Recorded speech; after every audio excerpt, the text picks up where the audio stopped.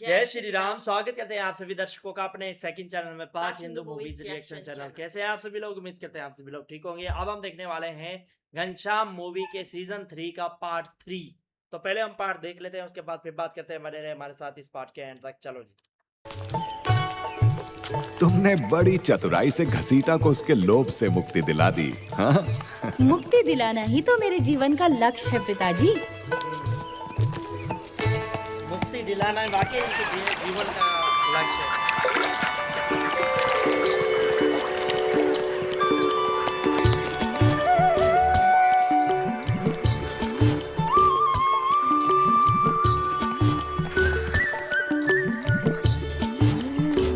सुखनंदन, मुझे अपने मित्र वेणी, माधव और प्राग बहुत याद आ रहे हैं।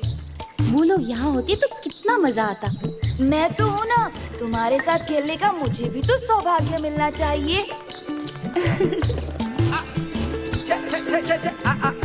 अरे रुक दिया कि नहीं? इधर इधर इधर इधर घास बहुत मीठी है, इधर घास चलो। इधर इधर अरे इधर इधर चलो चलो। शाबाश चलो।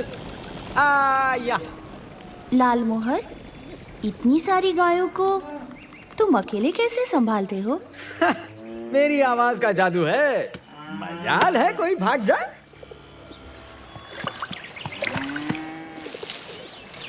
कोई दूसरा बुलाए तो आएंगी? नहीं आएगी, सिर्फ मेरी आवाज पहचानती है। बुला के तो देखो, पता चलेगा आएगी कि नहीं। अच्छा। घमंड तोड़ेंगे। पकड़ो पकड़ो पकड़ो।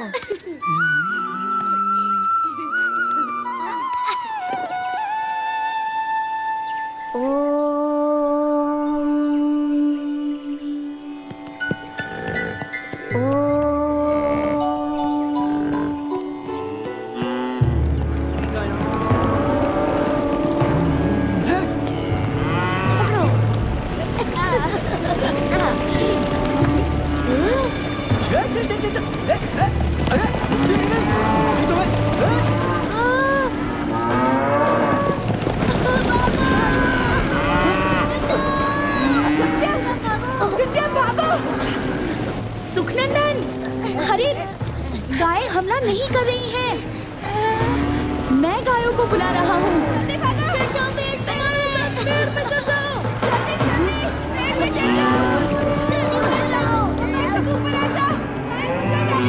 ये गायों को क्या हो गया है? इधर इधर इधर उधर किधर जा रही है? अरे हाँ, हाँ, मेरा हुक्म नहीं मानती, हाँ, मेरी आवाज नहीं पहचानती। आज तुम्हें तुम सबकी खाल उधर दूंगा। ये अरे अरे अरे, गायों को मार क्यों रहे हो? मैं उन्हें जाने को कह देता हूँ। मगर इन्होंने आज पहली बार मेरा हुक्म नहीं माना।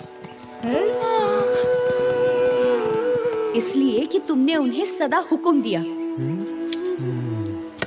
मगर मैंने उन्हें प्यार से पुकारा। यार तुम तो भगवान हो, इसके बिना ये हो ही नहीं सकता। गायों ने तुम्हें पहचान लिया, मैं नहीं पहचान पाया। मुझे क्षमा कर दो।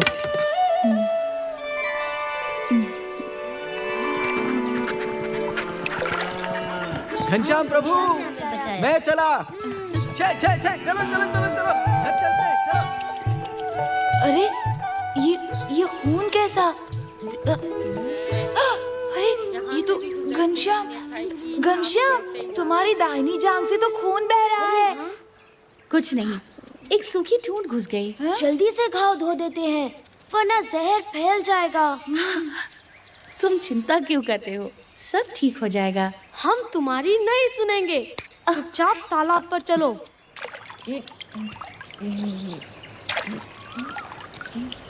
अरे खून तो रुक ही नहीं रहा। घनश्याम को जल्दी से किसी वैद्य के पास ले चलते हैं। वैद्य? अरे पर वैद्य तो यहाँ से कोसों दूर दूसरे गांव में रहते हैं। वहां तक पहुँचते पहुँचते तो घनश्याम का सारा खून बह जाएगा। अब क्या करें? जल्दी जल्दी कुछ सोचना पड़ेगा। इसी बीच देवों के वैद्य अश्विनी कुमार प्रकट हुए, जिनके पास किसी भी प्रकार के घाव का औषधीय इलाज होता है। बच्चों, तरगांव यही है? हाँ, बलदेव दुबे का घर किस तरफ होगा? यहाँ पास में ही है। ये उन्हीं के घर का लड़का है। इसे चोट लग गई है। हम इसका खून रोकने की कोशिश कर रहे हैं, मगर खून रुक ही नहीं रहा है। लाओ, मैं देखता हूँ।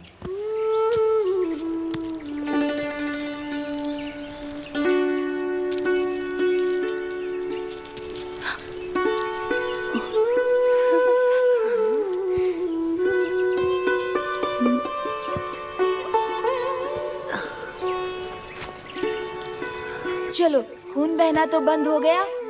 हम भी घर ही जा रहे हैं। आप भी हमारे साथ क्यों नहीं चलते?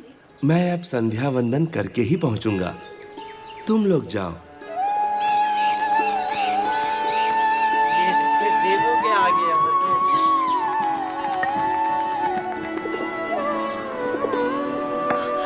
अरे ठीक है, घर हे चेंज हो राम, गया। ये क्या हुआ? कैसे चोट लगी? कहीं कहीं गिर गए क्या? कुछ नहीं भाभी, खेल खेल में तो लगती ही रहती है। ये पट्टी भी खेल खेल में ही लग गई। देखो तो।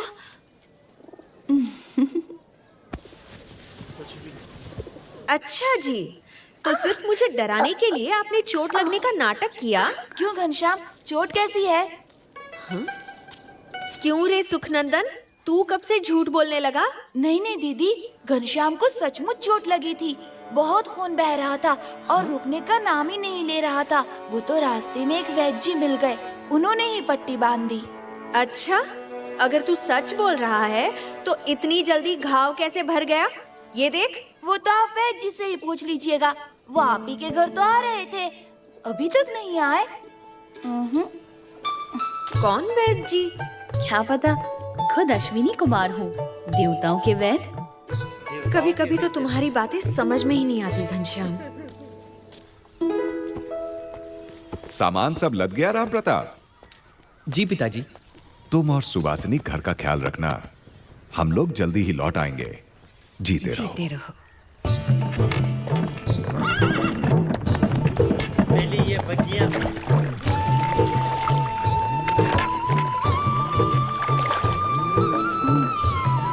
और कितनी दूर है? ज्यादा दूर नहीं है।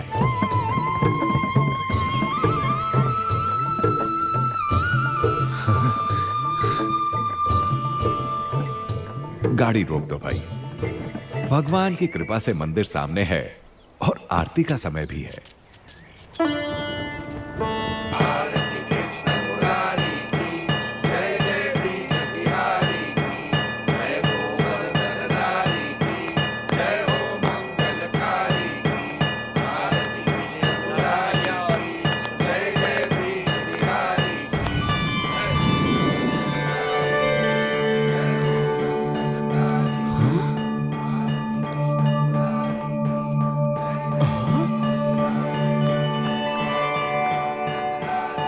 अरे ये क्या?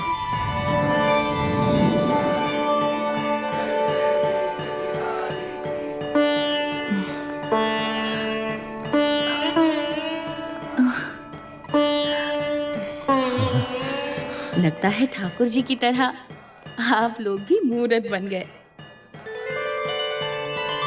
जब कृष्ण की मूर्ति ने अपनी माला घनश्याम को पहनाई, तब गोंडा नगर के मुखिया भी वहां उपस्थित थे।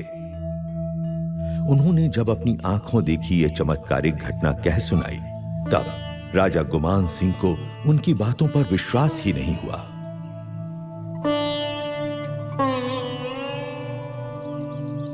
ये कैसे हो सकता है मुखिया जी? धातु की मूरत खुद चलकर आई और एक बच्चे के गले में अपनी माला डाल दी। हाँ, असंभव। मैंने खुद अपनी आंखों से देखा था महाराज। मुझे तो लगता है धर्मदेव जी का मझला बेटा घनश्याम स्वयं भगवान है। अच्छा, तो बुला भेजो उन्हें। जी। अगर वो बच्चा सच में भगवान है तो शास्त्रों के अनुसार उसके चरणों में 16 चिन्ह होंगे।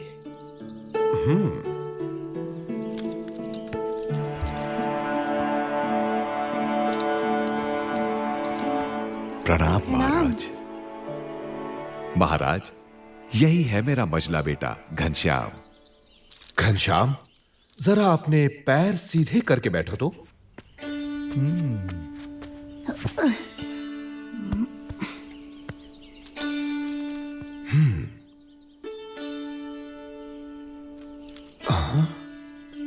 दाहिने पैर में अष्टकोण, ऊर्ध्व रेखा, स्वस्तिक, जामुन, जव, अंकुश, केतु और पद्म।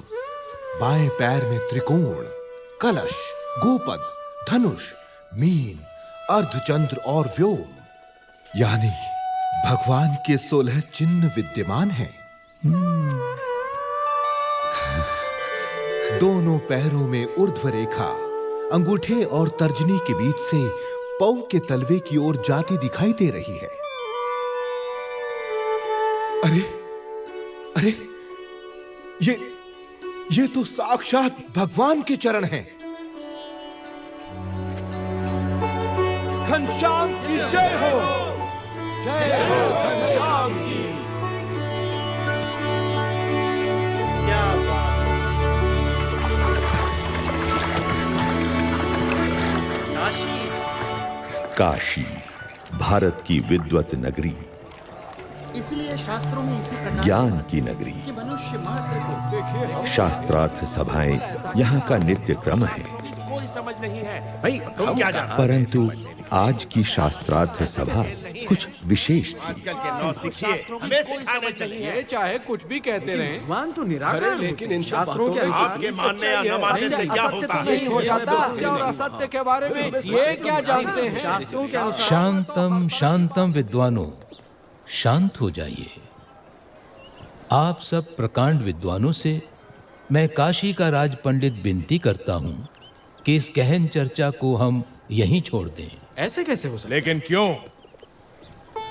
क्योंकि आज इस गौमठ में महान विद्वान धर्मदेव अयोध्या से पधारे हुए हैं और साथ में विराजमान हैं उनके सुपुत्र श्री घनश्याम।